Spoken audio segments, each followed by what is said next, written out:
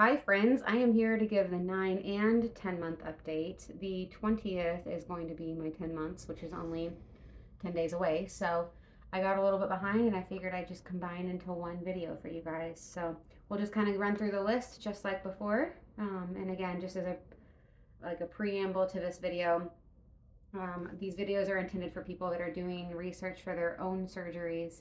This is based off of my experience and things that I've learned. I'm happy to be a resource. Please comment on the videos or follow my Facebook group. It's called From Fear to Freedom, My Journey Before, During, and After TJR Replacement. And just as a reminder or background, if you're new to my channel, I had an osteochondroma or a bone tumor in my left mandible that was misdiagnosed 17 years prior to the correct diagnosis, which I received in 2021. The tumor was growing and causing my midline to shift to the right, which caused pressure on both of my joints. And as a result, both joints degenerated. So I was splint dependent for 17 years. Dr. Movahed helped me get the correct diagnosis. And then I had a bilateral TJR and 3-piece Lefort with him in September of 2024.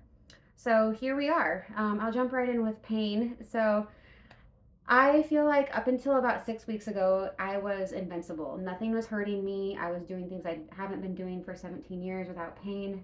I was doing so well. And then we went on a vacation to Phoenix. And when we got back, about 3 days after that, I just had a massive pain crisis. Like, I went from scores of 0 or 1 to like 7s and 8s. It was dramatic. And then ever since then, I feel like I've just been on this journey of learning and growth. So, the short story to talk about pain is I'm back down to a pain of a 1 or a 2, and I'm actually not using any medications to control that pain. I'm using supplements like magnesium and turmeric, which are really good for muscle relaxation and muscle health. I'm also incorporating a lot of good foods into my diet, but um, what I'm really learning, and I think I might do a whole separate video on this, is the body remembering certain traumas. And what I discovered is that when I am emotionally upset, this specifically happens with my patients at work, I immediately go from very low to minimal, maybe even 0 pain, to this pressure across my Lefort that almost feels like a zit that needs to pop, like that pressure building that goes from like all the way across here, right where he cut.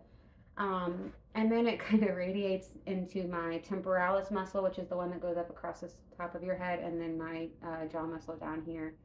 So I noticed that a lot of my pain seems to be associated with my emotional state, which is a really good thing to realize because that means it's within my control. The thing that's been challenging is I don't know how to control it. So I've been doing a lot of research. I've been working with my therapist, not like physical therapy, my actual like mental health therapist.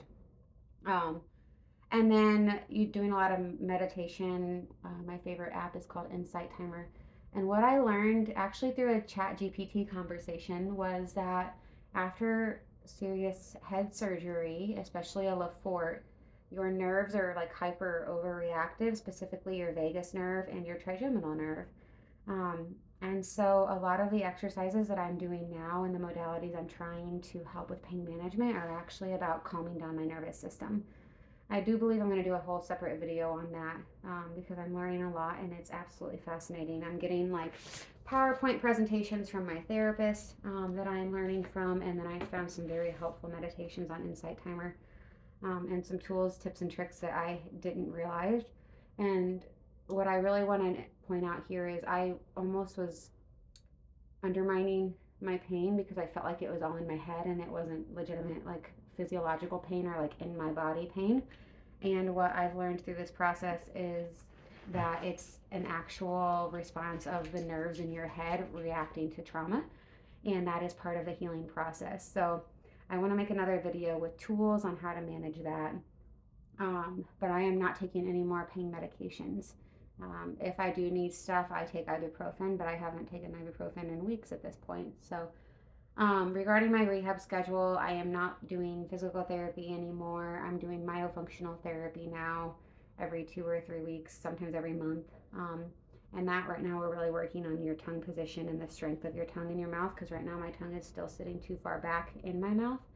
But I didn't chew for 2 years prior to surgery, and I didn't ever have the correct mouth position for my whole adult life. So my muscles in my face are just relearning everything. And that's pretty much the only rehab schedule I'm doing now. Exercise and activity wise, I did dial back just with my pain flare up. How intense my exercises have been.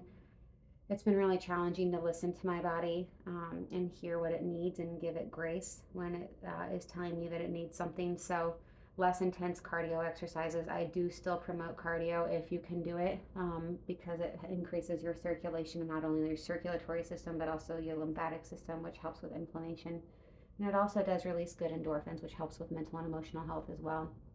Um, Diet wise, I did back off some of the harder to chew foods like almonds that I love, but I've still been eating sandwiches and salads and different things like that. So um, I am still I'm still numb all the way across here on my top teeth, so that has made it challenging to chew. And then I was also sore because I had an orthodontist appointment within the last 6 weeks as well. And so my teeth always get sore because they haven't been chewed on in so long. And that pressure actually feels like I'm getting a cavity, but it's actually just all the nerves getting used to that sensation of chewing. Um, Treatment plan wise, I am still going to be in braces until about December, and then I'm going to see Dr. Movahed for a post op follow up appointment once the braces come off. So that's kind of the plan right now. Scars and swelling wise, I do wake up with swelling if I sleep on my sides. I am very intentional about sleeping on my back. Still, the main way that I found that to be effective is I use the knee pillow that was in the wedge kit that I bought for right after surgery. Um, and that kind of helps me stay on my back when I'm sleeping. But if I do land up on my side during the night, I do feel it in the morning when I wake up. The scars are gone. You can't really even see them except for my belly button scar, which is still healing. I did have that suture abscess in my ear right here. I did one round of antibiotics. It was gone for about a week after I finished that course, and then it came back. So originally, Dr. Movahed was going to have me come see him on a Sunday on his day off in St. Louis, and he was going to lance it and do like a um, incision and drain and then wash out if he found anything in there. But the next day I woke up and it was improved. So we went ahead and just did antibiotics, and I finished a 2 antibiotic course over the span of 10 days about 2 weeks ago. And so far it hasn't come back. So fingers crossed we actually kicked whatever that was and it won't be back to haunt me anymore. Sleep wise, I'm doing fine. Again, just ending up on my back as much as possible really helps. Insurance and money. Um, I'm still waiting. I filed a grievance with the Indiana Department of Labor. And the reason why is because my insurance is owned by my employer because I work for a hospital. And so the Department of Insurance doesn't manage that, the Department of Labor does. So that's still in limbo up there in the federal government. And, since nothing's happening in the federal government right now, I'm sure I'm the priority for them.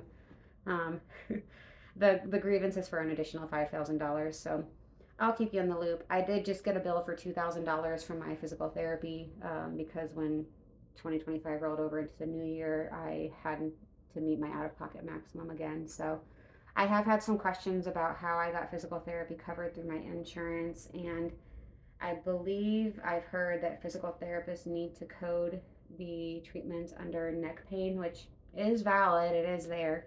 But insurance, to my understanding, most insurances don't pay for physical therapy for your jaw, even if you've had a jaw replacement, which is gnarly because anyone who's had a hip or knee or any other joint replaced automatically qualifies for therapy, but we do not. So you kind of have to say the right words, do the right thing, but we were able to get it covered by saying neck pain for my physical therapy after my surgery. Please message me with any questions. Overall, I'm doing really, really well. I'm very excited to share my journey with you guys on this mental and emotional wellness and moving stuck energy, processing through trauma. A lot of this work is I feel like our bodies after surgery are in the right position, but there's so much more to our health and wellness than just where our body is. So I'm very proud of all of us. We've been through a lot, and these tools are tools that I want to provide to you guys that are accessible to you, and then you can play with them and see what works best for you. So be watching for that video. I also just made a post in one of the Facebook groups I'm in asking for like frequently asked questions, because I want to do a video just based on the questions that are on your guys' mind that perhaps I haven't answered through my update videos. So send those my way too. Thank you guys for your time, and I will see you in a month.